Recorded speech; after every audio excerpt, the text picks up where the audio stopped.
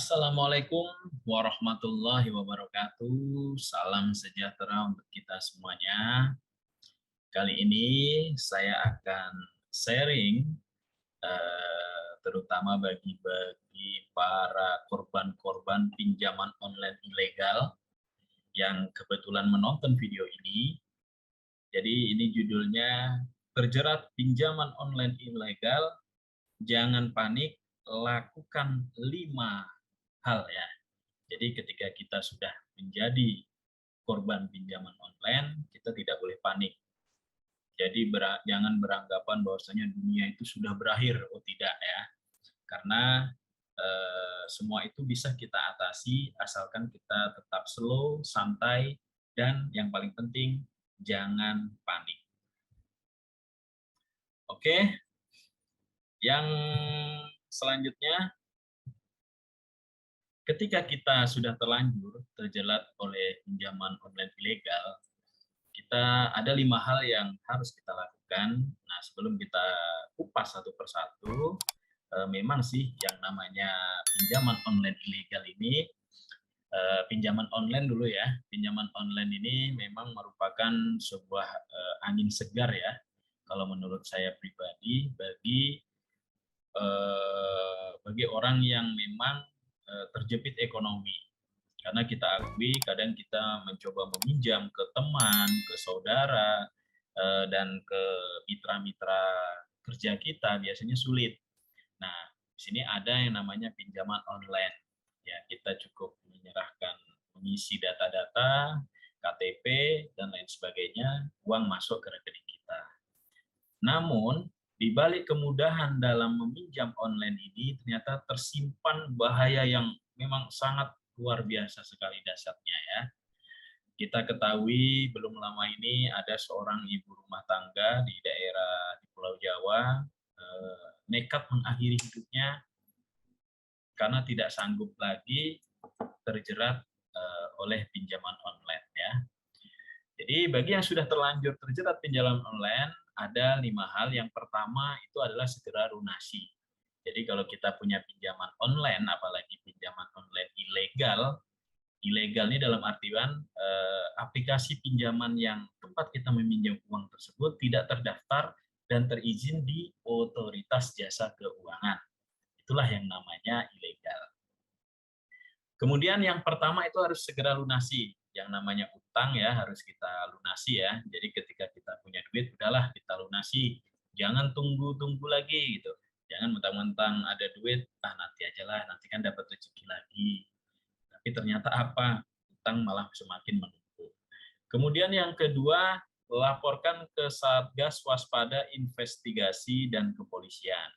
Jadi ketika kita sudah menjadi korban pinjaman online ilegal, kita bisa melaporkan ke Satgas Waspada Investasi dan Kepolisian. Kemudian yang ketiga, jika tidak sanggup membayar, ajukan keringanan seperti pengurangan bunga, perpanjangan waktu, dan lain-lain.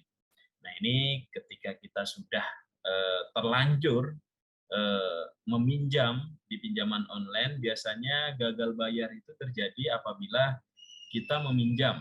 Kemudian ketika jatuh tempo pembayaran, biasanya kita tidak punya duit untuk membayar, seperti itu. Akhirnya kita meminjam ke aplikasi pinjaman online lainnya. Kemudian begitu seterusnya, hingga akhirnya disitulah yang namanya gali lubang tutup lubang. Jadi bukannya utang terbayar, malah muncul utang-utang baru di aplikasi lainnya. Jadi ketika kita sudah tidak sanggup bayar, kita bisa komunikasi ya dengan pengurus atau orang dari pinjaman online tersebut untuk melakukan pengurangan bunga. Biasanya kita ketika orang itu melakukan penagihan atau apa, kita bisa melakukan negosiasi ya. Kemudian jangan mencari pinjaman baru untuk membayar utang lama. Nah ini yang saya bilang tadi, bahwasannya ketika kita sudah mempunyai pinjaman online, jangan sekali-kali kita meminjam di tempat pinjaman online yang baru. Karena apa? Karena itu nanti sama saja kita menggali lubang, menggali kuburan kita sendiri. Karena utang satu belum selesai, malah kita utang di tempat lain. Akhirnya yang tadinya utangnya satu menjadi dua. Nah, ketika dua-duanya jatuh tempo, akhirnya menjadi 3, apalagi kalau pinjamannya besar, bisa jadi 4. Disitulah biasanya para peminjam ini dia akhirnya tidak bisa lepas dari yang namanya pinjaman online ya. Karena dia aksi gali lubang tutup lubang itu tadi.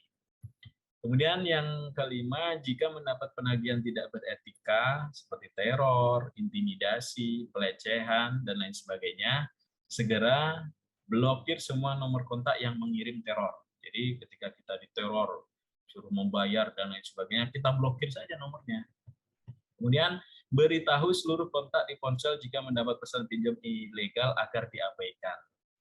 Ya sebenarnya salah sih ya, namanya pinjam tidak dibayar, tapi ya ini adalah langkah-langkah biar kita tidak panik ya. Kita beritahu ke kontak-kontak teman kita bahwasanya abaikan saja. Kemudian lapor ke polisi, dan yang terakhir lampirkan laporan polisi ke kontak penagih yang masih muncul. Jadi biasanya penagihan pinjaman online itu dia kasar. Kadang ada juga yang mengancam-ngancam seperti apa. Screenshot saja, laporkan. Selanjutnya, nah ini dia. Jadi yang namanya ilegal itu tentu berbeda dengan aplikasi pinjaman online yang legal atau resmi.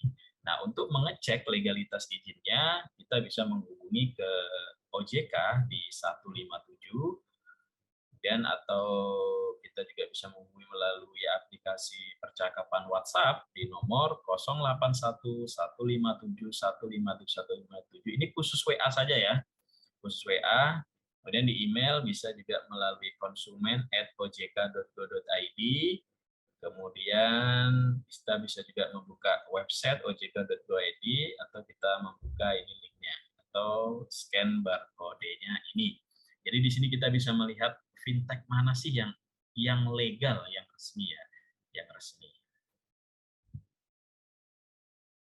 Nah, ketika kita menjadi korban pinjaman ilegal, kita bisa melaporkan ke pihak berwajib, ke kepolisian untuk proses hukum, bisa ke Polres dan Polda di wilayah kita masing-masing, atau bisa mengakses di patrolisiber.id, atau kita kirim email ke info@siber.polri.go.id.